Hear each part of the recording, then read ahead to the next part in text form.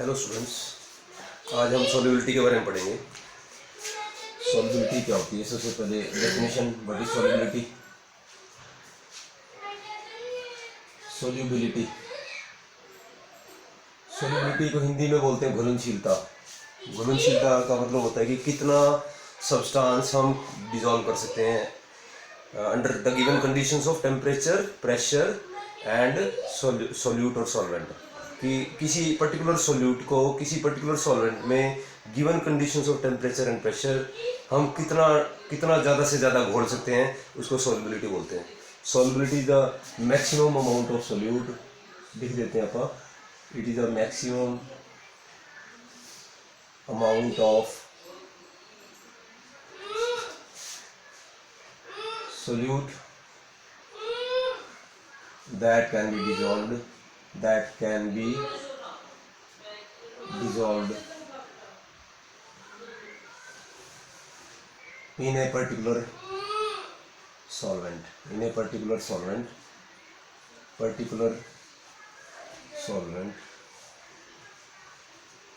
under the given conditions of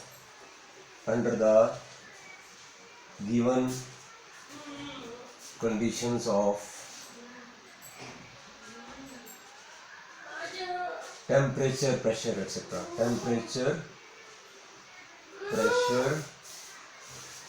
etc. ठीक है भाई, अपन ने टेम्परेचर प्रेशर दे रखा है। अभी टेम्परेचर इतना होना चाहिए, प्रेशर इतना होना चाहिए, ये सोल्यूट है, ये सॉल्वेंट है, तो उस पर्टिकुलर सोल्यूट को उस सॉल्वेंट में कितना ज़्यादा से ज़्यादा घोला जा सकता है, उसको क्या बोलते हैं? सॉल्युबिलिटी। सॉल्युबिलिटी बहुत इंपॉर्टेंट फिनोमिना है। इसको हम दो चीज़ों में पढ़ेंगे, solubility of solid in liquid and solubility of gas in liquid. तो दो तरह के सॉल्युबिलिटी पढ़ेंगे। सॉल्युबिलिटी ऑफ सबसे पहला पढ़ेंगे सॉल्युबिलिटी ऑफ सॉलिड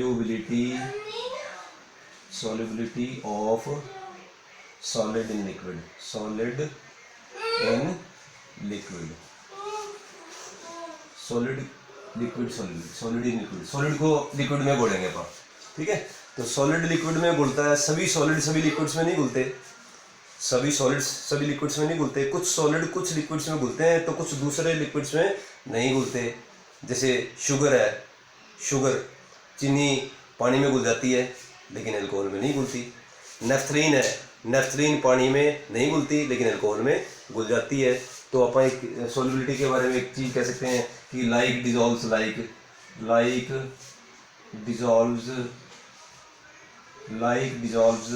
लाइक। इसका मतलब क्या होता है कि पोलर सॉल्यूट्स पोलर सॉल्वेंट्स में घुलते हैं, non polar solute non polar solvent में घुलते हैं। एक्चुअल में डिसोल्यूशन एक प्रोसेस है जिसमें सॉल्यूट और सॉल्वेंट के बीच में किसी न किसी टाइप के बॉन्ड बनते हैं। जब बॉन्ड बनेंगे तभी तो डिसोल्यूशन होगा, ठीक है ना। तो like dissolves like, for example मैं इसका एग्जांपल देता हूँ। कुछ इंपॉर्टेंट होते हैं एग्जांपल्स, कई बार कंपटीशन में आ जाते हैं।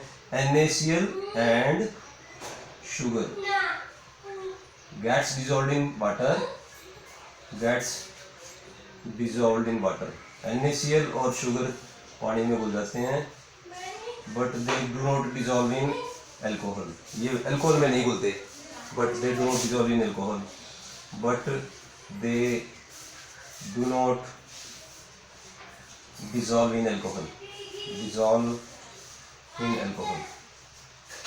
ऑन द अदर हैंड, दूसरे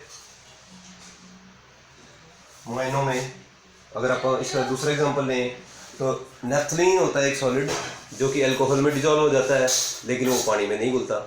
तो कुछ सोल्यूट पोलर सॉल्वेंट्स में घुलते हैं, कुछ सोल्यूट नॉन पोलर सॉल्वेंट्स में घुलते हैं, ठीक है। तो इसको आप क्या कहते हैं? Nutshell, like dissolves like.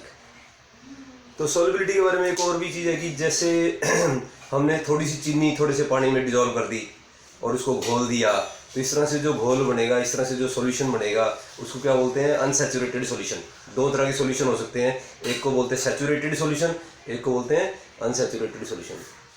थोड़ी सी चीनी, 1 चम्मच चीनी 1 गिलास पानी में डिजोल्व कर दी, तो जो सॉल्यूशन बनेगा उसको क्या बोलते हैं? अनसैचुरेटेड सॉल्यूशन, क्योंकि उसके अंदर अभी और चीनी घोली जा सकती है।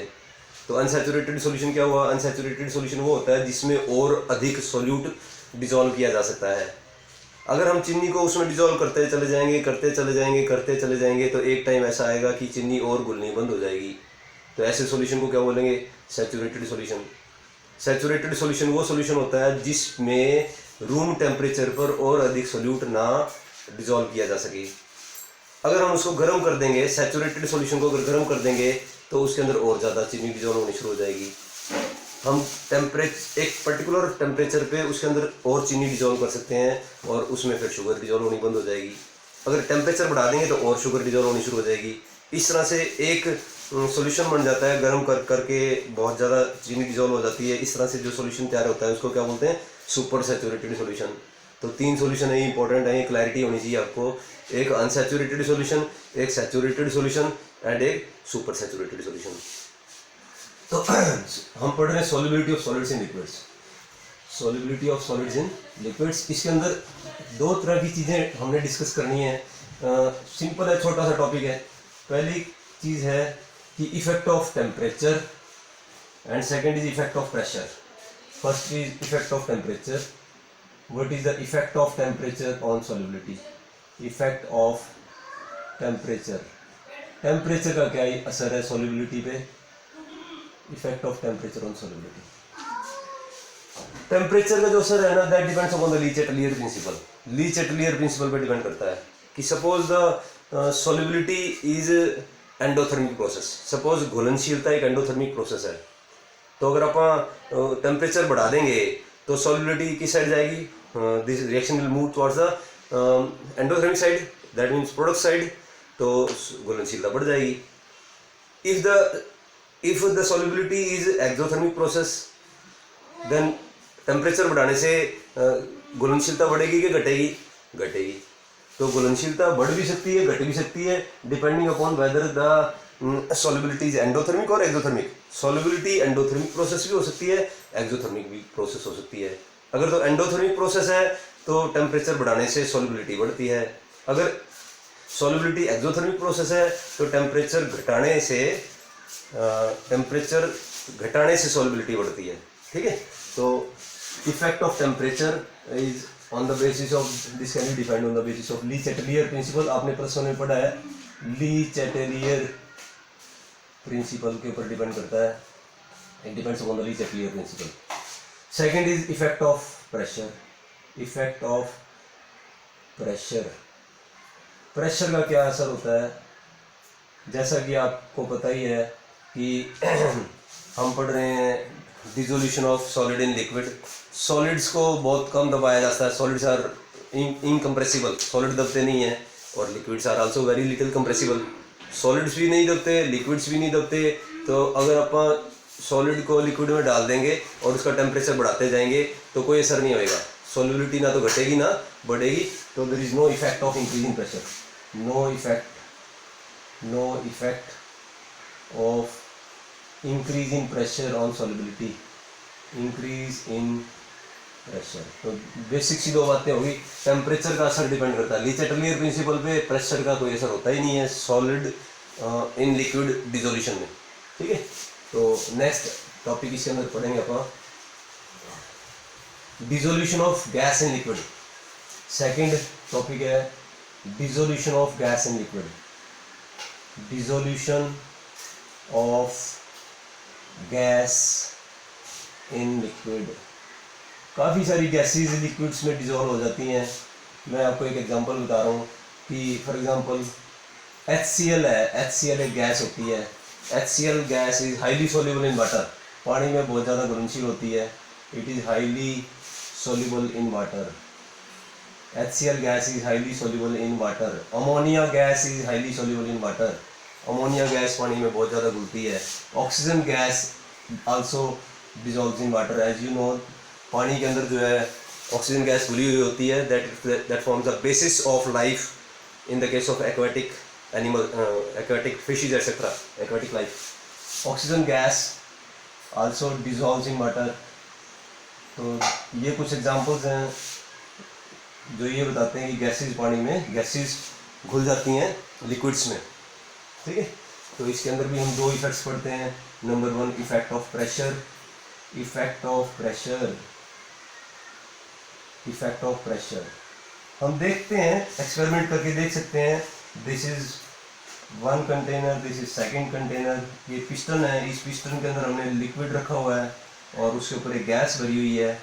And this is the first case, this is the second case.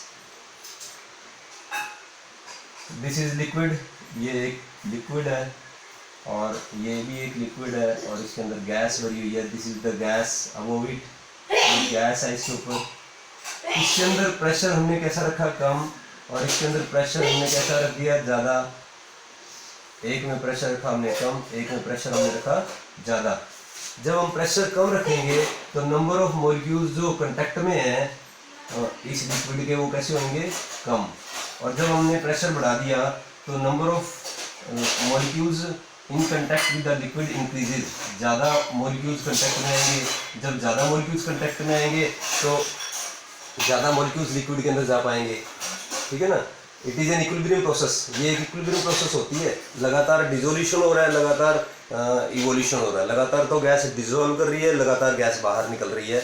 तो अगर तो अपन इक्विलिब्रियम को डिस्टर्ब कर देंगे बाय इंक्रीजिंग द प्रेशर, तो dissolution will increase, the reaction will move more in the forward direction, more in the dissolution side. Reaction dissolution side में ज़्यादा चली जाएगी प्रेशर बढ़ने से, तो ज़्यादा से ज़्यादा मात्रा में लिक्विड डिसॉल्व होएगा। इस चीज़ को समझा हेनरी ने, एक साइंटिस्ट था जिसका नाम था हेनरी, और उसने इसको मैथमेटिकली डिफाइन किया। उसको बोलते हैं हेनरी लॉ। हेनरी लॉ बहुत इंपॉर्टेंट है कंपटीशन पॉइंट ऑफ व्यू से। हेनरी लॉ आपको आना ही चाहिए, इसमें सबसे इंपॉर्टेंट हेनरी लॉ ही है। तो हेनरी लॉ के अकॉर्डिंग हेनरी ने इसको ही कहा कि dissolution is directly proportional to pressure. कितनी गैस डिसॉल्व होएगी किसी लिक्विड में, it is directly proportional to pressure. More the pressure more the gas dissolve. The amount of gas dissolve, इसको लिखेंगे amount of gas dissolve. Amount of gas dissolve in a particular liquid, under given conditions of temperature and pressure, under given conditions of temperature, at particular temperature, at given temperature भी लिख देंगे, given temperature is directly proportional to pressure, directly proportional to pressure। जितना pressure ज़्यादा होएगा उतनी gas dissolve ज़्यादा होएगी, directly proportional to pressure, ठीक है। हेनरी लॉ क्या कहता है कि कितनी गैस घुलेगी किसी भी लिक्विड में, वो किसके ऊपर डिपेंड करती है, उसके प्रेशर के ऊपर डिपेंड करती है। अगर प्रेशर कम होएगा तो गैस कम घुलेगी। इसका एक बहुत बड़ी एग्जांपल दूंगा मैं आपको। अगर प्रेशर ज़्यादा होएगा तो गैस ज़्यादा घुलेगी। ये हेनरी ने कहा, कोई खास नहीं, ऐसा लगता है कि पता नहीं क्या होगा। हेनरी लॉ बहुत आसान सा है। इसकी एक इक्वेशन है, हेनरी ने एक इक्वेशन दी, ये इक्वेशन आपको याद करनी है। इसके ऊपर न्यूमेरिकल सॉल्व करेंगे, बहुत इजी से न्यूमेरिकल है लेकिन एग्जाम में आने की संभावनाएं रहती हैं। P is directly proportional to mole fraction, x भी लिख सकते हैं अपन। मोल फ्रैक्शन को क्या लिखते हैं, एक्स, मोल फ्रैक्शन। तो इसको प्रोपोर्शनल को खोलेंगे तो P becomes equal to KHX, KHX इसको याद करना है आपने, KHX, where P is the pressure, partial pressure, and KH is the Henry constant, KH Henry constant, and X is the mole fraction, X mole fraction है। P partial pressure of gas, कितना pressure है gas का, KH Henry constant. मैं partial pressure को अगले lecture में बताऊंगा आपको, वैसे +1 में भी आता है ये, Henry constant, and X is the mole fraction of the gas. The mole fraction of gas is directly proportional to pressure. More the pressure, more the gas dissolved in liquid. More the pressure, more the gas dissolved in liquid. This Henry constant, it depends upon the nature of gas. Henry constant, this KH is called as Henry constant. Henry constant ये depend करता है, it depends upon the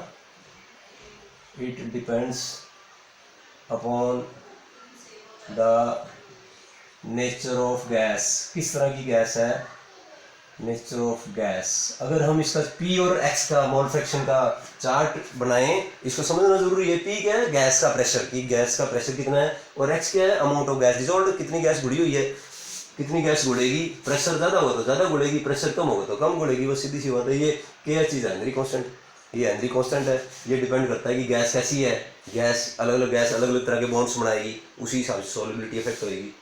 तो अगर आप इसके बीच में और इसके बीच में ग्राफ खींचते हैं तो ग्राफ कैसा आएगा, स्ट्रेट लाइन आएगा ऊपर की साइड में, ठीक है। इसके कई बार एप्लीकेशंस आ जाते हैं थ्योरी के एग्जाम में, what are the applications of Henry law. Applications of Henry law, applications of Henry law. आपको पता है कि सॉफ्ट ड्रिंक्स होते हैं, नंबर 1, 2-3 एप्लीकेशंस हैं सॉफ्ट ड्रिंक्स इंडस्ट्री में, जैसे पेप्सी पीते हैं अपन या कोक पीते हैं। इन सॉफ्ट ड्रिंक्स CO2 घुली हुई होती है, तो वो CO2 कितनी घुली हुई होती है, वो CO2 हाई प्रेशर पे डिजोल्व करते हैं। हाई प्रेशर पे CO2 कैसी घुल जाती है, ज़्यादा, ठीक है। जैसे हम उसका ढक्कन खोलते हैं, एग्जाम में कई क्वेश्चन आता है कि why this cold drink comes out with the फिज, जैसे आप ढक्कन खोलते हैं तो एकदम से बाहर क्यों आता है, तो जैसे आप ढक्कन खोलते हैं तो प्रेशर कैसा हो जाता है, एटमॉस्फेरिक प्रेशर, क्योंकि अब तो कोई प्रेशर नहीं, जब ढक्कन है तो हाई प्रेशर है, ढक्कन खुलते सार प्रेशर कौन सा होगा, एटमॉस्फेरिक का। तो ढक्कन खुलते सार एकदम प्रेशर कैसा हो जाता है, रिड्यूस। जब प्रेशर रिड्यूस हो जाता है तो CO2 बाहर निकलने की कोशिश करती है, और बाहर निकलने की कोशिश करती है तो अपने साथ लिक्विड को भी बाहर ले आती है, ठीक है ना।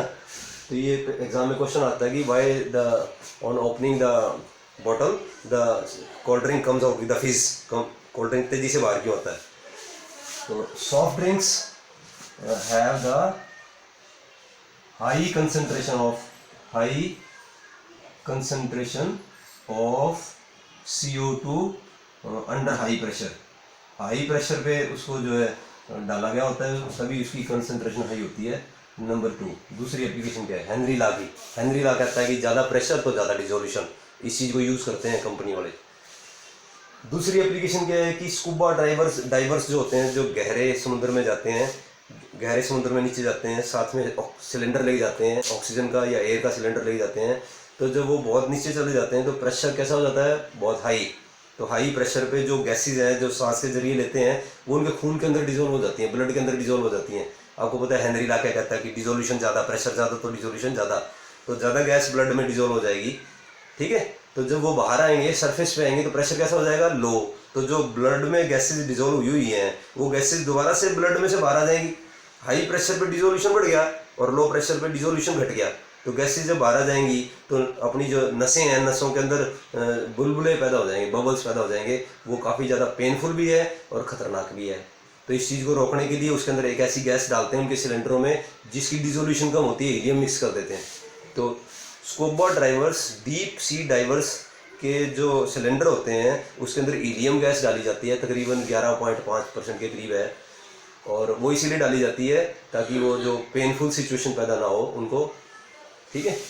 तो दिस इज आल्सो, ये लॉ जो यूज़ किया जाता है स्कूबा डाइवर्स के केस में भी यूज़ किया जाता है। स्कूबा डाइवर्स गहरे समुद्र में जाते हैं, जितना ज़्यादा प्रेशर होगा उतना ज़्यादा डिजोल्यूशन होगा, ब्लड में डिजोल्व होगी गैसेज, और जब वो बाहर आए तो वो गैसेज ब्लड से बाहर आएंगी तो नसों के अंदर बुलबुले से पैदा हो जाएंगे, उससे ब्लड फ्लो में प्रॉब्लम आएगी, उनको पेन होगा और डेथ भी हो सकती है उनकी।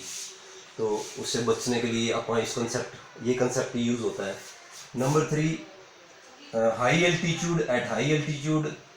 हाई एल्टीट्यूड जब आप पहाड़ों पर जाते हैं, ऊंचाई पर जाते हैं, तो वहाँ पर प्रेशर काफ़ी कम होता है। पहाड़ों पर जब जाएंगे तो प्रेशर एयर का काफ़ी कम होगा, हम सांस लेंगे तो कम प्रेशर की ऑक्सीजन हमारे अंदर गई। जब प्रेशर कम है ऑक्सीजन का तो फेफड़ों में जब एक्सचेंज होता है गैसेज का, तो गैसेज ब्लड में डिजोल्यूशन कैसा होगा, कम। According to the Henry law dissolution कम होगा तो अपनी बॉडी को ऑक्सीजन कम मिलेगी और हम जल्दी थक जाएंगे, जल्दी थकान महसूस होगी, ठीक है ना।